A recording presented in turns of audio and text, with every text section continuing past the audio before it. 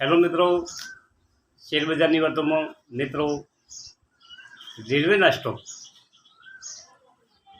તમારા પોર્ટફોલિયોમાં હોય તો એનો સમય આવી ગયો છે, વેચવાના નથી.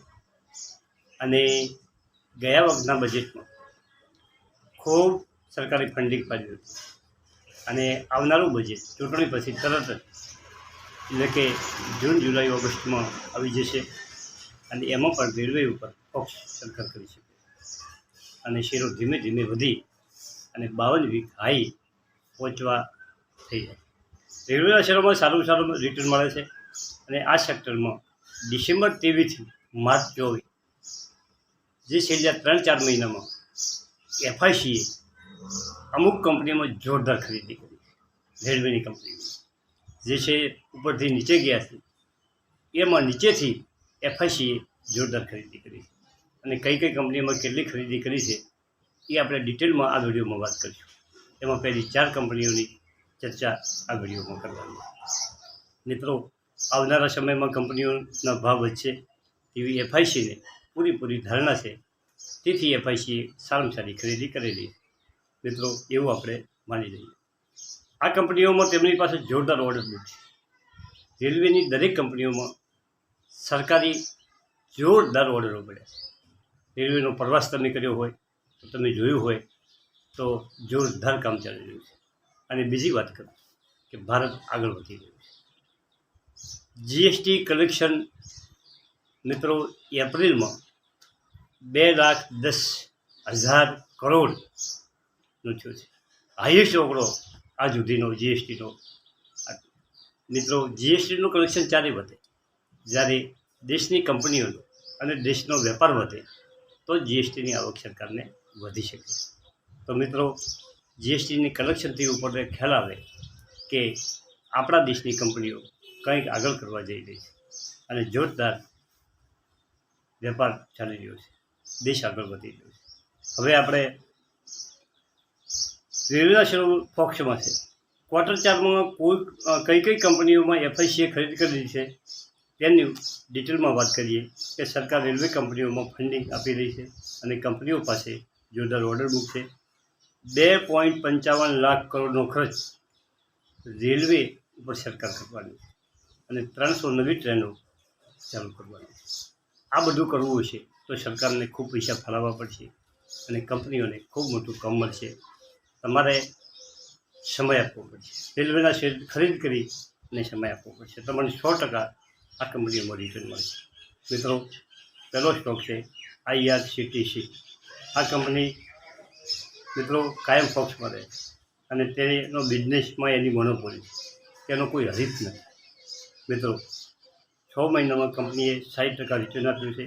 1,040 ઉપર કંપની ટચ થઈ ગઈ છે. આપણે તેના વકડા જોઈએ તો મિત્રો, માર્ચ ટીવીમાં 965 કરોડનું વેચાણ, જૂન ટીવીમાં 1,002 કરોડ, સપ્ટેમ્બર ટીવીમાં 995 કરોડ અને ડિસેમ્બર ટીવીમાં 1,113 કરોડનું સેલ કર્યું છે.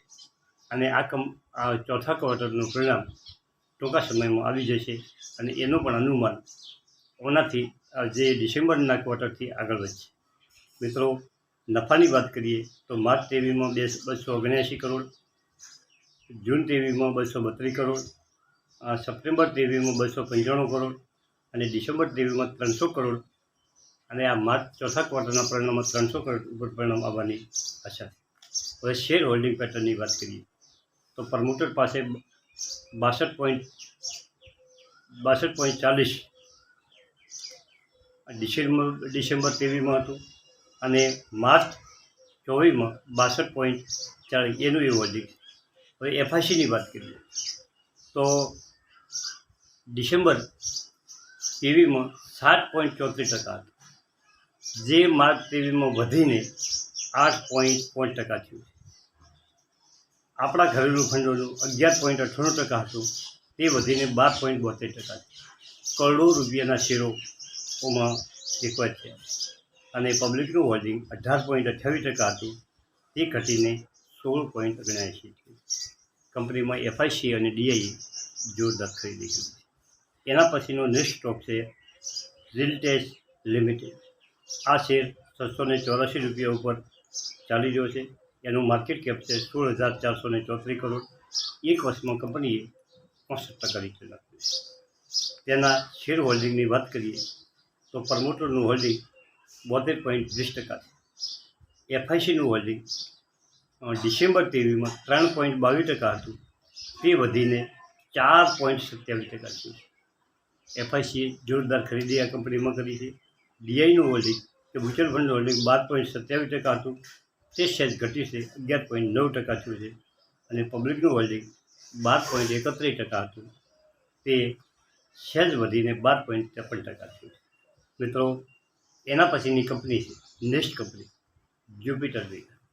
આ કંપની ટીટાગઢ વેગન અને જ્યુપિટર વેગન, આ બંને કંપનીઓ જોરદાર કંપનીઓ છે. તમારા પૈસા 100% કંપનીઓ વધારશે. તમારે શેર લઈ અને મૂકી રાખવાનું. મિત્રો, 12 મહિના, 2 વર્ષ, 5 વર્ષ તમે જો આ શેર રાખશો તો તમારા પૈસા 100% ગ્રોથ કરશે. આ કંપનીઓ પાસે ખૂબ કામ છે. રેલવેનું ભવિષ્યમાં પણ ખૂબ કામ આ કંપનીઓને મળવાનું. સ્મોલ કેપ નાની કંપની છે. મિત્રો, 408 રૂપિયા ઉપર ચાલી રહ્યો છે. 7 તારીખે આ કંપની એના રોકડા પેશ કરવા દે છે. મિત્રો, અને તમે એની માર્ચ ટીવીમાં 712 કરોડનું શેર હતું, જૂન ટીવીમાં 753 કરોડનું શેર હતું, સપ્ટેમ્બર ટીવીમાં 879 કરોડનું શેર હતું, અને ડિસેમ્બર ટીવીમાં કંપનીનું 896 કરોડનું કંપની પાસે શેર હતું. હવે નફાની વાત કરીએ જ્યુપિટર વેગનના, માર્ચ ટીવીમાં 41 કરોડ, જૂન ટીવીમાં 64 કરોડ, સપ્ટેમ્બર ટીવીમાં 82 કરોડ અને ડિસેમ્બર ટીવીમાં 83 કરોડનું નફો કંપનીએ કરેલો છે. હવે એના શેર હોલ્ડિંગ પેટર્નની વાત કરા 72.12% પ્રમોટરનું હોલ્ડિંગ છે. એફઆઈસીનું ડિસેમ્બર ટીવીમાં 1.26% હતું, જે વધીને માર્ચ 24માં 2.28% થયું. ડીઆઈનું હોલ્ડિંગ 2.5% હતું, તે વધીને 2.92% થયું છે. અને પબ્લિકનું હોલ્ડિંગ જે 26% હતું, તે ઘટીને 25% થયું છે. એના પછીની નેક્સ્ટ કંપની છે મિત્રો ટેક્સમો રેલટેલ. આ કંપની 182 રૂપિયા પર ચાલી છે. માર્કેટ કેપ 7,280 કરોડનું. બહુ નાની કંપની મિત્રો. અને એ કંપનીનું શેર હોલ્ડિંગ પેટર્નની આપણે વાત કરીએ તો 50.16% પ્રમોટર હતા.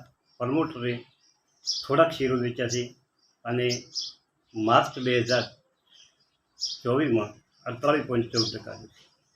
એફઆઈસીની ખરીદી 9.57%થી વધીને 11.4%. એફઆઈસીએ આ કંપનીમાં જોરદાર ખરીદી કરી અને ડીઆઈએ 8.80% હતું, તે 8.27% થયું છે. પબ્લિકનું હોલ્ડિંગ 31.46% હતું, તે સહેજ વધીને 32.53%. તો આવી કંપનીઓ તમે ફોક્સમાં રાખો. એફઆઈસી અને ડીઆઈએ જે કંપનીમાં વધારે ખરીદી કરી, એ અમને એ લોકો બહુ જાણકાર હોય છે. એ લોકો કંપનીના ટોટલ એનાલિસિસ કરે છે. કંપનીનો ટોટલ એના વિગતવાર એનાલિસિસ કરી અને પછી જ ખરીદ કરતા હોય. કંપની પાસે કેવી ઓર્ડર બુક છે, કંપની કયું કામ કરે છે, કંપનીનો ભવિષ્યમાં કેટલો નફો હતો, કેટલો નફો વધ્યો છે, આ બધા રોકડા આ લોકો મેળવી અને પછી જ કંપનીમાં હોલ્ડિંગ વધારતા હોય. તો આપણે એફઆઈસી અને ડીઆઈ હોલ્ડિંગ જે કંપનીમાં વધારતું હોય એમાં ખચકાટ વગર આપણે થોડું ઘણું રોકાણ કરી શકીએ. Thank you. આભાર.